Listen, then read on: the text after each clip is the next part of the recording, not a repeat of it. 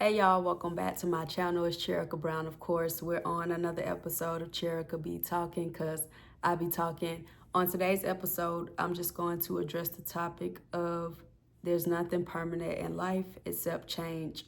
My mom taught me this quote when I was very young. Being that I grew up, I had a very stable childhood, stable upbringing. I had both of my parents married. My life was pretty consistent. I had scheduled routines where I wake up in the morning, I make my bed, I brush my teeth, I eat, do my hair, like everything was done in a particular order. I was the type of child that I went to one pre-K and Head Start. My pre-K and Head Start was the same. I went to one school for elementary, kindergarten through 5th grade. I went to one middle school, 6th grade to 8th grade, and I went to two high schools. And that was the first time that I had a drastic change, I would say, in my life. And it was because my first year of my high school, it was like an extension of middle school. So my middle school was an all-girls school that opened my 6th grade year leaving elementary school. So if you can imagine, from elementary school all the way to ninth grade or so, ninth grade, I went to school with the same people. Even my bestest friend that I met in kindergarten went to my middle school, which ended up being our high school as well. I only stayed my ninth grade year, and then I moved to the school that was closer to the newer area that I stayed in. Mind you, I stayed in this area since like 4th grade, but my mom was making a commute like 35 minutes away just to take me to my same school because I didn't want to change schools and change environments, leave my friends or anything. I started getting into a little trouble at the all-girls school, starting my 6th grade year just because we were from the west side of Atlanta. They were bringing in like different neighborhoods into one school. The whole concept of the all-girls school was a good idea, I think. But because we were so young in middle school, girls start to change. You start to like just become yourself, more who you are. There's a lot of tension, attitudes, hormones, and it turned into a disaster where we were basically fighting for territory, I guess, in a sense. Like, we were beefing with different neighborhoods. I didn't even live in any other neighborhoods anymore, but I was still riding the bus like after school because my parents would be working. I would go back to the neighborhood I used to live at and stay at my cousin's house until my mom got off of work and picked me up and drove me back on the side of town we were living on. So we were getting into fights, physical altercations, everything on the bus. Like, it was a hot all-girl mess.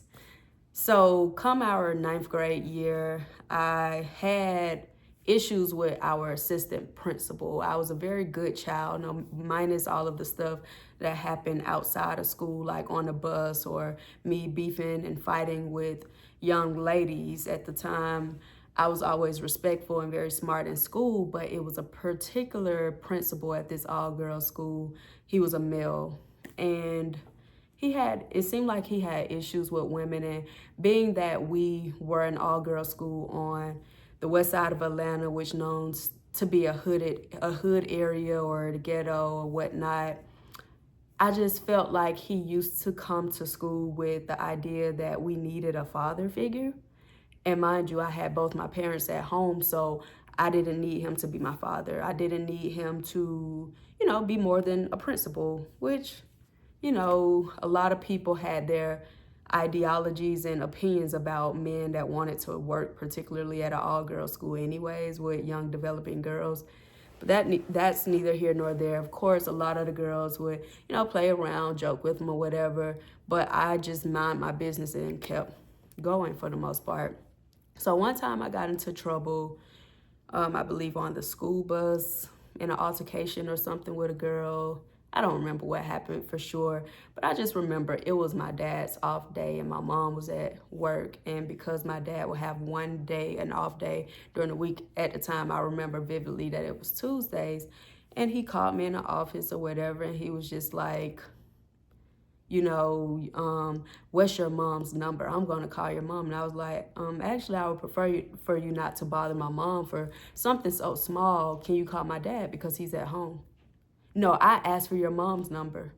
So I sat there and I'm like, I'm not giving you my mom's number because I would rather you not call her while she's at work. And I would much rather you call my dad, who has time to even come up here right now if you need to have a discussion with him about me, about his child. So I sat there and didn't give him my mom's number. He went going the extra mile. I kept giving him my dad's number. He was like, is this your mom's or your dad's? I'm like, this is my dad's number because my dad is at home and he can answer you right away. So he went all out of his way, going through teacher books, looking for my mom's work number, and finally called my mom. When he get my mom on the phone, he like, oh yeah, your daughter is in trouble, this and that, that and this. My mom tells him, I'm at work right now, but my husband's at home, so can you please give her dad a call? I just wanted to call you because what? I'm telling you, I cannot listen to this right now. I know my child isn't disrespectful or anything. Her dad is at home. Call her dad. For whatever reason, you did not want to call my dad, so you sent me back to class.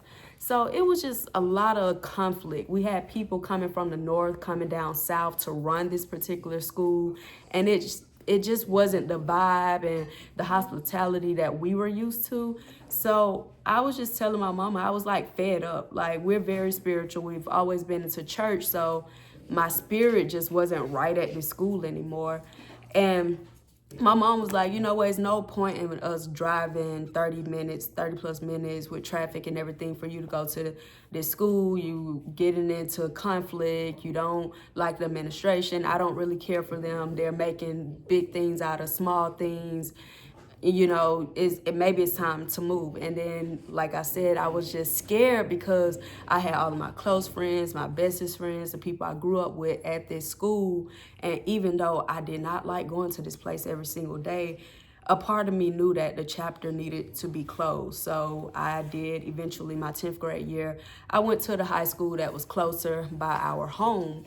And when I got to that high school, I can say that was one of the best decisions that me and my mom and my parents collectively made, just because I could not have imagined graduating from that all-girls school, and that was all I knew as a high school experience. Like, my high school experience at the high school, Westlake High School, that I end up graduating from was just great. I ended up on a dance team. My mom gave me a whole spiel about not being into drama and trouble before I even went there, so I didn't form any cliques with anybody. I formed relationships and friendships with people individually, but I didn't tie myself to a group of people. I knew different types of people, different groups of people, and it was just a good experience. I was my individual self in this world where I basically knew no one. I had a cousin that went to this school, but he wasn't there long, and he wasn't really social or anything. So I just found my lane in a whole new environment, and it showed me that I always been that girl, because I mean, I was able to adjust, and people like me everywhere I go. I realized things that I didn't know, that I am a likable person, even though I'm not very social or anything. I like to stay to myself, but I had went to school with these same group of people for so long that was all I knew. So I never knew like how I would be in environments with people I didn't know and had to start fresh. So it was different in a sense for me that I got change, a dramatic change for the first time in my life. And like I said, my mom will always tell me nothing in life is permanent except change. And I just thought about all of this when I just think about the changes that are happening in the world today. And I think it's time for us to know collectively that nothing in life is guaranteed or promised except change. I mean, I've experienced a lot of deaths in the recent years of my life, like people that I've interacted with closely, and it just shows you how things can just be stripped away. And I even think about how our jobs can be stripped away. And I think it's time for us as a people to start thinking about, what are we good at? Like, even if you're not great at it. Like, personally, I come from a household where my mom can cook anything. I could just learn about something for the first time, like hearing about something, and she doesn't even have to look up a recipe. She has a natural gift to basically just know what something is, what it's made of, and create it as her own. So that's not my natural talent, but being that that's what I was around growing up, I could take that and I can cook the basics that people, I don't think it's a talent, but most people can't even go in the kitchen and cut up potatoes for fries. Like, you have to think about those little things that you underestimate for yourself during these times and what people need. And you got to honestly start making small businesses out of every single thing, because it's a time where we have to have multiple incomes. Yeah, we live in a world where we shouldn't have to have all of these things going, but at any moment there could be a change that comes before us. And this isn't to instill fear in anyone, but it's to get your mind thinking and your brain working, because a lot of times we think, oh, entrepreneurship and everything isn't for everybody, but what if it is for you? I feel like we are all sitting on potential.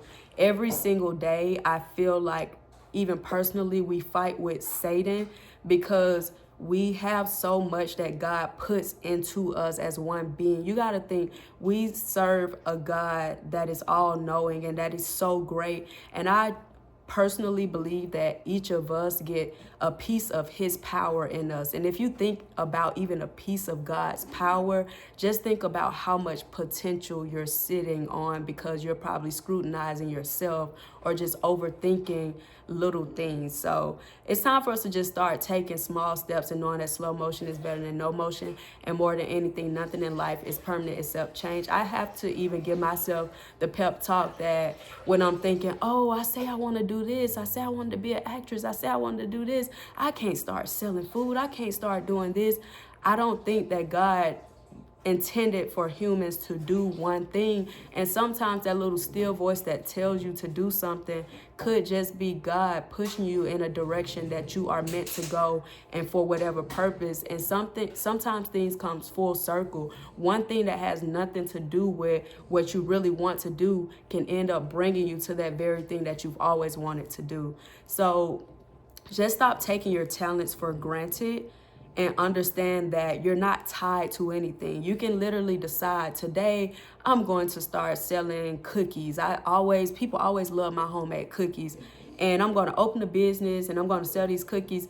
And you can prosper in selling cookies. And then after 2 years, you can be like, well, now I just feel like I'm on a fitness journey and I don't want to sell my cookies no more. And I'm going to sell my company, or I'm going to close the doors on this day. Like, stop thinking that whatever I think even I suffer with this, with thinking whatever you do, you're going to have to do this for forever. There's nothing in life permanent except change. So I think that quote has just been playing in my head a lot lately, because that quote can get you to moving in a positive direction. And sometimes thinking that things are permanent is what's keeping you still and keeping you stagnant. And I think if you just start moving and just start doing things and stop thinking about how the school system have our minds with thinking, what's your passion? What do you want to do? If you could do anything in life for free for the rest of your life, like those things, I think really keep us in this rat race. And I think it was intended for those things, like all of those prompts and journals that we did in school.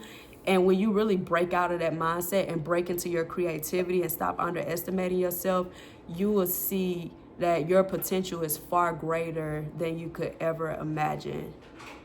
But I hope this really inspires somebody. And if you didn't learn anything, know that there's nothing in life permanent except change.